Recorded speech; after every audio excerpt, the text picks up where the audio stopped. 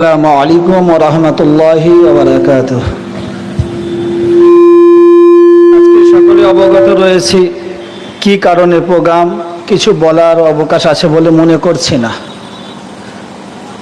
Programme ছিল অন্য জায়গায়, শরীর অসুস্থতার কারণে সেখানে যাইনি, কিন্তু ভাইয়েরা এত অনুরোধ করেছে আসতেই হবে। আর আমার পূর্বে যারা বক্তব্য দিয়েছেন গুণীজনেরা আর বক্তব্য দেওয়ার অবকাশ আছে বলে মনে করি না, কিন্তু এসেছি দুটো কথা না বললেই নয়।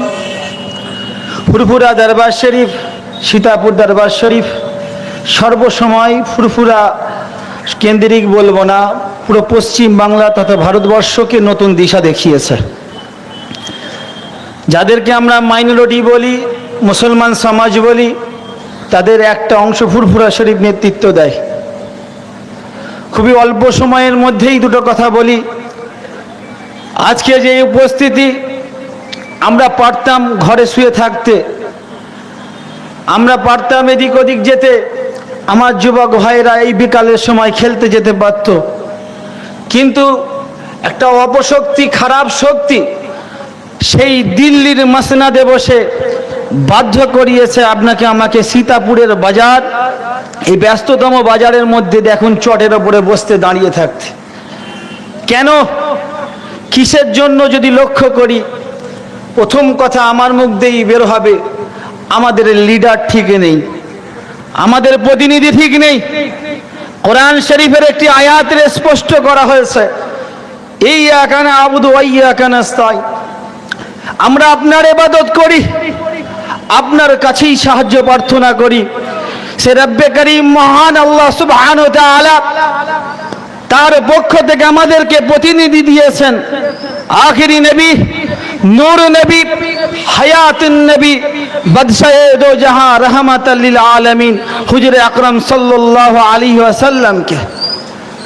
আজকে উম্মতে মুহাম্মাদী হিসাবে নিজেদেরকে দাবি যখন করি, কিন্তু আজকে দিন শেষে যখন লক্ষ্য করি নিজেদেরকে মুহাম্মাদী দাবি করলেও আমরা যেন কোনো জায়গায় আল্লাহ ছাড়া দুসরা কোই মাবুদের ইবাদত করতে মগ্ন হয়ে গিয়েছে।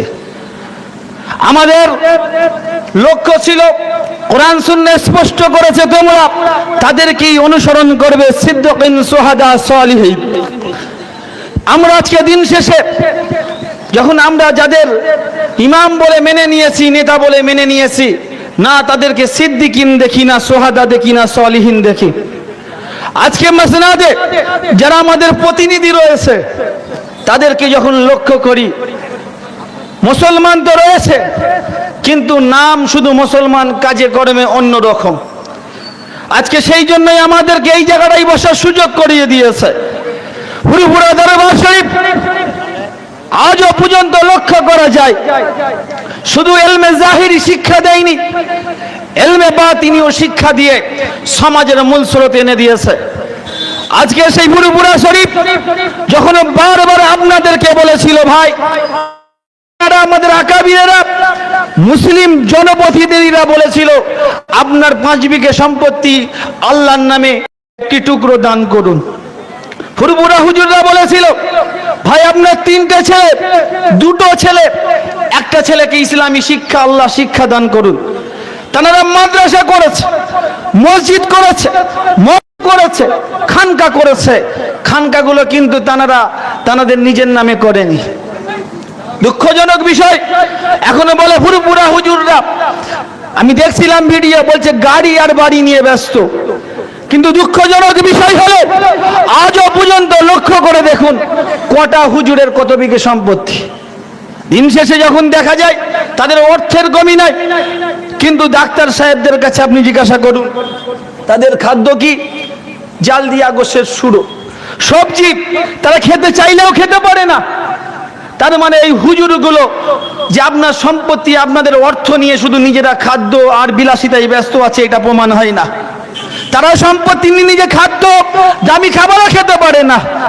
তখন লক্ষ্য করা যায় তারা কি করছে, কি মাদ্রাসা খুলে রেখেছে, 100-150 বাচ্চা, কোন মাসায় 50টা বাচ্চা খানকা খুলে রেখেছে, মানুষের যেন অসুবিধা না হয়, ইলমে তাজকিরা জিকির, নফসের জিকিরের জন্য তারা ওখানে খেদমত করেছে। মসজিদ, কোন জায়গায় মসজিদ হবে সেখানে খেদমত করছে, কোন জায়গায় রক্তদান শিবিরের দরকার সেখানে হুজুররা ঝাঁপিয়ে পড়ছে। তাই নয়, অবাক হবেন, ফুরফুরা হুজুররা শুধু গদিতে বসে তাবিজ নিয়ে ব্যস্ত, জলসা নিয়ে ব্যস্ত, তা না। এই কিছুদিন পূর্বে আপনারা লক্ষ্য করেছেন পীরজাদা ভাইরা সকলে মিলে সুপ্রিম কোর্টে কেসে লড়তে গিয়েছে। এরপরেও বলবেন যে ফুরফুরা শরীফ দরবার আজ অন্য পথে চলছে না, ফুরফুরা শরীফ পূর্বেও আজকে পরবর্তী সময়ে হকের প্রতি ছিল, এখনো আছে এবং থাকবে ইনশাআল্লাহ। কিন্তু আজকে প্রশ্ন আসে, ফুরফুরা শরীফের নাম আনলাম কেন? ফুরফুরা শরীফ এমন একটা কাজ, এমন একটা দরবার, যে দরবার আমাদেরকে বলেছিল হুজুররা আমাদের বলেছিল ভাই তোমার সম্পত্তি দাও, আমরা দিয়ে দিয়েছিলাম এক বাক্যে, কিন্তু তারা কিন্তু তাদের নামে করেনি। আপনাদের স্থানীয় লোককে দিয়ে দিয়েছিল, তোমরা এই ওয়াকফ সম্পত্তি, তোমরা ছেলে পুলেরা তোমরা আছো, তোমরা এইভাবে খেদমত করো। আজকে দেখুন তারা নিজস্ব যে দায়বদ্ধতা রয়েছে, শুধু ওই সম্পদগুলো শুধু নিজস্ব আত্মার সাথে কাজে লাগালো। সবাইকে বলবো না, আজকে এই ওয়াকফ সম্পত্তি কিছু অংশ লোক সাপোর্ট করছে কেন? যাদেরকে ওয়াকফ দায়িত্ব হয়েছে তারা তো তছনছ করেছে। আমি ঠিক বলছি না ভুল বলছি? আপনাকে ওয়াকফের সম্পত্তির দায়িত্ব দিয়েছে জমি চাষ করার জন্য, আপনি দায়িত্ব পেয়ে কি করলেন? ওই জমির মাটিটা ওই টেন্ডারবাজদেরকে সব বিক্রি করে দিলেন। জমিগুলো আপনাকে ওয়াকফ মানুষের সেবার জন্য দিয়েছিল, আপনি কি করেছেন? বিল্ডিং করে নিজস্ব আয়ের উৎস বানিয়ে দিয়েছেন। সিদাপুর দরবার আশপাশে সব ওয়াকফ সম্পত্তি ভর্তি। আচ্ছা বলুন তো আপনাদের আমাকে কাকে কাকে দিয়েছে সম্পত্তির ভাগ? কাউকে দিয়েছে? দেয়নি তো। কিন্তু আজকে দেখুন এই সম্পদ আমরা রক্ষার জন্য এক জায়গায় হয়েছে, কিন্তু তারা ওই সম্পত্তিগুলো বলছে জাতির জন্য আমাদের এটা দেওয়া হয়েছে, কিন্তু তারা নিজস্ব আত্মসাৎ করেছে। সকলকে বলছি না, কিন্তু তাদের জন্য আজকে লড়তে এসেছে। তারা যদি ভাবে আমরা ওই সম্পত্তিগুলো আমাদের নিজেদের বাপেরা দিয়েছে, আমরা খাবো আর শুয়ে থাকবো, বিশ্বাস করো কেন্দ্রের আইন যে পাশ করেছে নিজের অজান্তেই কখন ওই খাট থেকে তোমাকে সরিয়ে দেবে, ঠিক কিনা? কখন সরিয়ে দেবে তখন আর বলো না হে আমার পাড়া প্রতিবেশী ভাই আসো এবারে, কেউ তোমার পাশে আর যাবে না। আজকে হুজুররা বলেছিল দিয়েছেন, আজকে সেই রক্ষা করার টাইম এসেছে। ঘুম থেকে উঠুন, ঘুম থেকে উঠে মুখে পানি দিন, দিয়ে জাগ্রত হয়ে আবার ফিরে আসুন, না হলে আপনার সম্পত্তি রক্ষা করতে পারবেন না, আর পারবেন না। সেই রব্বে কারীমের কাছে আমরা সাক্ষ্য দিয়েছি ইয়াকা না'বুদু ওয়া ইয়াকা নাস্তাঈন। আমাদের সুপ্রিম কোর্ট কালকে আবার একটা রায় দিবে যে সম্পত্তি তোমাদের আর হবে না, আইন পাশ হয়ে গেল। আমরা কিন্তু ভীত হব না, কেন আমরা আল্লাহকে সাক্ষী দিয়েছি আপনার সিদ্ধান্তই চূড়ান্ত। অতএব আছে ঐক্য কেন দরকার? যদি আপনি ঐক্য না হন, ওই মসজিদে যারা বসে রয়েছে তখন ওরা ভাববে এরা ঐক্য নয়, আমরা যা ইচ্ছা তাই করব, এরা কিছু করতে পারবে না। আজকের এই একত্রিত বুঝিয়ে দিচ্ছে এই এলাকার যারা এই সম্পত্তি লুটেপুটে খাচ্ছে, এই এলাকার মানুষ যারা এই সম্পত্তিগুলো নিজস্ব আত্মসাৎ করেছে, তাদের মনে ডর লাগবে আমরা ওই সম্পত্তি, মসজিদের সম্পত্তি, মাদ্রাসার সম্পত্তি, খানকার সম্পত্তি আমরা নিজস্ব কাছে ব্যয় করেছি। এই মানুষ একত্রিত হয়েছে, আমরা ইনশাআল্লাহ সবাই একত্রিত হয়ে সব সম্পত্তি উচ্ছেদ করব। সকলে বলি ইনশাআল্লাহ, সব ইনশাআল্লাহ বলেন। না হলে এই সম্পত্তি যদি উচ্ছেদ না করা হয়, এইসব মাদ্রাসা মসজিদগুলো বন্ধ হয়ে যাবে। শিক্ষা ব্যবস্থাকে এত রসাতলে চলে গেছে, দুলাভাই তো রয়েছেন, মাদ্রাসা পর্ষদকে এমন নোংরা জায়গায় নিয়ে চলে গিয়েছে। মাদ্রাসার একটা ডিপার্টমেন্টের একজন ওই স্যারেরকে জিজ্ঞাসা করছিলাম থিওলজি বিভাগ বিষয়ে কিছু জানেন? বলছে থিওলজিটা কি? থিওলজি সাবজেক্ট বিষয়ে জানে না, সে থিওলজি ডিপার্টমেন্টে বসে রয়েছে। ফুরফুরা সিনিয়র মাদ্রাসা, সীতাপুর মাদ্রাসা, সেই ব্রিটিশ আমলের ওইখান থেকে মাদ্রাসা, কি অবস্থা দেখুন। ওখানে এত বড় বড় সব প্রতিনিধিরা রয়েছে, দেখেন বড় হচ্ছে না কেন? ওই সর্ষের ভেতরে ভূত রয়েছে, সর্ষের ভেতরে ভূত রয়েছে। ওয়াকফ সম্পত্তি হারিয়ে যাচ্ছে কেন? ওখানেও কিন্তু ভূত রয়েছে।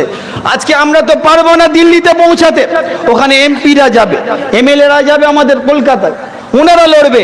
আমাদের জনসাধারণ যারা রয়েছে, আমাদের এলাকায় যারা ওই সমস্ত সম্পদ লুটপাট করে খাচ্ছে, আজকের পক্ষ থেকে আজকের পর থেকে সকলে আমরা ঐক্যবদ্ধ হয়ে যারা ওই সম্পত্তি লুটপাট করছে, আমরা ওই সম্পত্তি উচ্ছেদ করে তাদেরকে বুঝিয়ে দেবো ইনশাআল্লাহ।